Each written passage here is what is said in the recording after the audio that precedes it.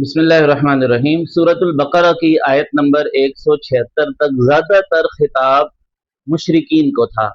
फिर उससे अहले ईमान को खिताब शुरू किया गया और नेकी का बयान शुरू किया गया कि नेकी दरअसल किसे कहते हैं। फिर मुख्तलिफ नेकियां बयान की गई। नंबर 1, किसास का हुक्म बयान किया गया कि ये असल नेकी है, कुतिबा अलैकुमुल क़िसासु फिल क़त्ल। उसके बाद वसीयत की नेकी बयान की गई, कुतिबा अलैकुम इज़ा हदरा अहदकुमुल मौत इन तरका खैरन वसिया। उसके बाद रोज़े की नेकी बयान की गई, कुतिबा अलैकुमुस सियाम। उसके बाद एतकाफ की नेकी बयान की गई, वांतुम आकिफूना फिल मसाजिद। उसके बाद माल हराम से बचने की नेकी बयान की गई, वला ताकुलू अमवालकुम बैनकुम बिल बातिल। और आज जिस आयत मुबारका पे हम दर्स देने चले हैं उसमें भी दो नेकियां बयान की गई, एक हज है, एक जिहाद है। अब हम अपना जायजा खुद लें कि इन नेकियों पर हम किस कदर अमल कर रहे हैं, इनफिरादी तौर पे भी या बहैसियत मजमूई भी। सूरतुल बकरा की आयत नंबर 189 आपकी खिदमत में तिलावत करता हूँ। अल्लाह ताला इरशाद फरमाते हैं, अऊज़ु बिल्लाहि मिनश शैतानिर रजीम, बिस्मिल्लाहिर रहमानिर रहीम, यसअलूनका अनिल अहिल्ला। ये सहाबा आपसे हिलाल चांद के बारे में सवाल करते हैं। हिलाल उस चांद को कहा जाता है जो पहले 2-3 दिन का होता है, जो इस शक्ल में होता है। सहाबा इकराम रज़ियल्लाहु अन्हुम का ये मिजाज था कि आप सल्लल्लाहु अलैहि वसल्लम से बहुत ज्यादा सवालात नहीं किया करते थे, चंद एक सवाल करते थे, जिनमें से 2 सवाल गुजर चुके हैं, वइज़ा सअलका इबादी अन्नी फइन्नी करीब। और एक सवाल ये है, यसअलूनका अनिल अहिल्ला, कि ये सहाबा आपसे चांद के बारे में सवाल करते हैं। इसके बाद हजरत इब्ने अब्बास रज़ी अल्लाह अन्हु फरमाते हैं कि 6 सवाल सूरह बकरा में है और 6 सवाल बाकी सूरतों में है। टोटल मिला के ये 14 सवाल हैं जो सहाबा इकराम रज़ी अल्लाह अन्हुम ने नबी करीम सल्लल्लाहु अलैहि वसल्लम से किए। तो अल्लाह ताला फरमाते हैं, मेरे नबी आप इनसे कह दीजिए, हिया मवाक़ीतु लिन्नास, कि ये चांद की जो मंजिलें हैं ये लोगों के हिसाब किताब के लिए हैं, कि अपना इनफिरादी हिसाब भी इसी से किया करें, वल हज, और दीनी हिसाब भी इसी से किया करें। मुहर्रम का महीना है, उसका हिसाब कहाँ से होगा? चांद से होगा। हज के महीना है, हज के कौन से अय्याम हैं, इसका हिसाब कैसे होगा? चांद से होगा। शब बारात कैसे पता लगेगी? चांद से पता लगेगी। ईदों का कैसे पता लगेगा? चांद से पता लगेगा। तो अल्लाह ताला ने हमारे लिए जो कैलेंडर मुंतखब किया है वो चांद है।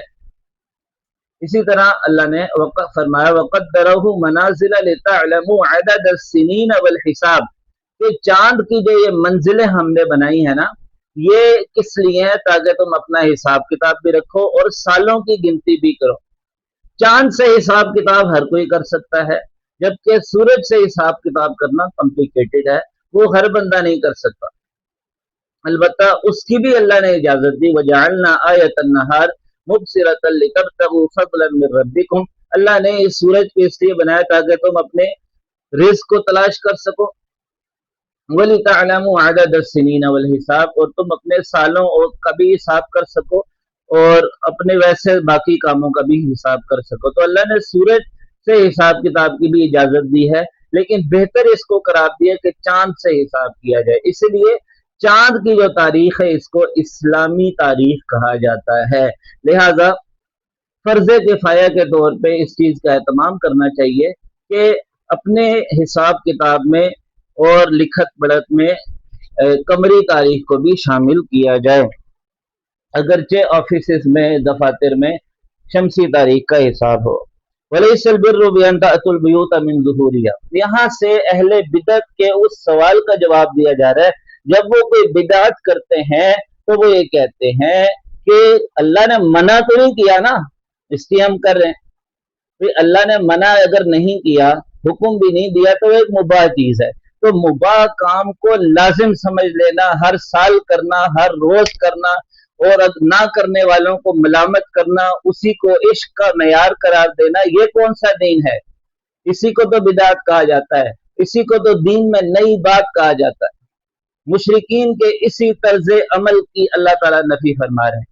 وہ بھی یہ کہتے تھے کہ یہ کوئی منع تو نہیں ہے نا، اللہ نے کہیں منع تو نہیں کیا، اور انہوں نے ان کاموں کو اپنے دین کا جو سمجھ لیا تھا، نیکی کا معیار سمجھ لیا تھا۔ اللہ تعالیٰ فرما رہے وَلَيْسَ الْبِرُّ بِأَن تَأْتُوا الْبُيُوتَ مِن ظُهُورِهَا، نیکی یہ نہیں ہے کہ تم اپنے گھروں کے پیچھے سے آؤ۔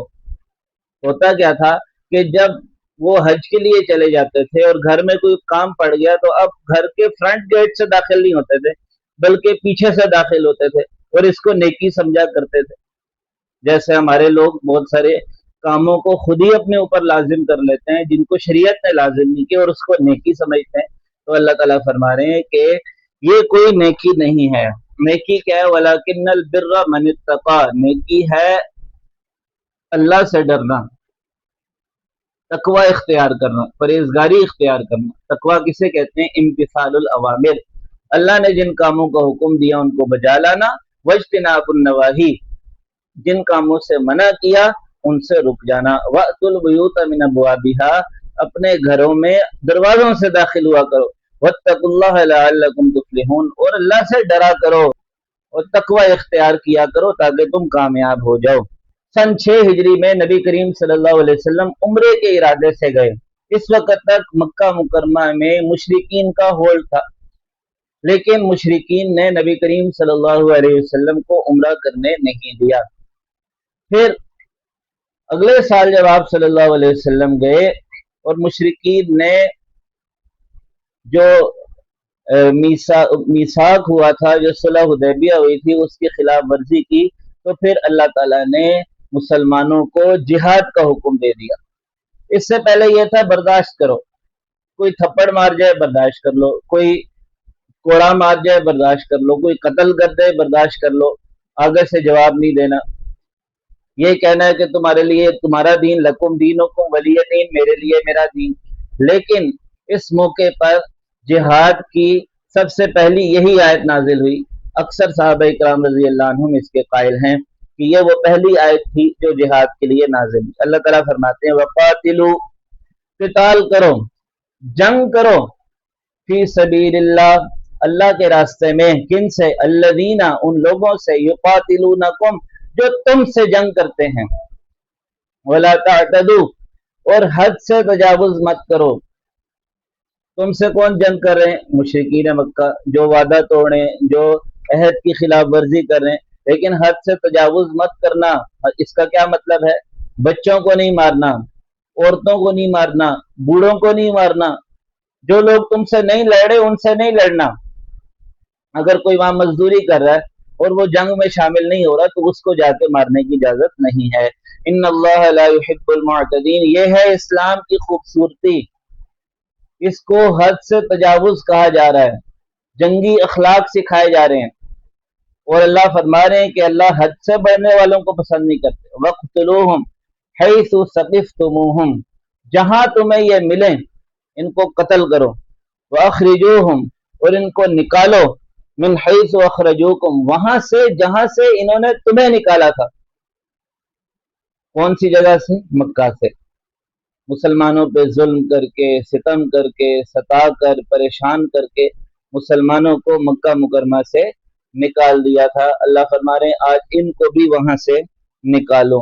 مسلمان پریشان تھے کہ اب یہ ذی قعدہ کا مہینہ ہے جو حرمت والا مہینہ ہے، اس میں جنگ کرنا تو منع ہے، جنہیں اشہر حرم کہا جاتا ہے، ذی القعدہ ہے، ذی الحجہ ہے، محرم ہے، رجب ہے، یہ 4 مہینے تو اللہ تعالیٰ نے حرمت والے قرار دیے، اس میں ہم جنگ کریں گے تو یہ تو غلط بات ہے۔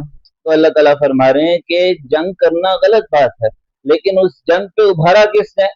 اس فتنے نے جو مشرکین نے پھیلایا ہوا تھا، اور فتنہ اس جنگ سے زیادہ برا ہے، لہٰذا اس فتنے کو ختم کرو۔ والفتنة اشد من القتل، فتنہ قتل سے زیادہ سخت ہے۔ ولا تقاتلوهم عند المسجد الحرام حتى يقاتلوكم فيه، اقدامی جہاد صرف اور صرف مسجد حرام میں منع ہے، اس کے علاوہ کہیں بھی اقدامی جہاد کیا جا سکتا ہے، ابتدائی جہاد کیا جا سکتا ہے۔ ولا تقاتلوهم عند المسجد الحرام، مسجد حرام میں ان کو इनसे जंग ना करो, इनसे किताल ना करो, हत्ता युकातिलुकुम फी, यहाँ तक कि ये तुमसे किताल करें।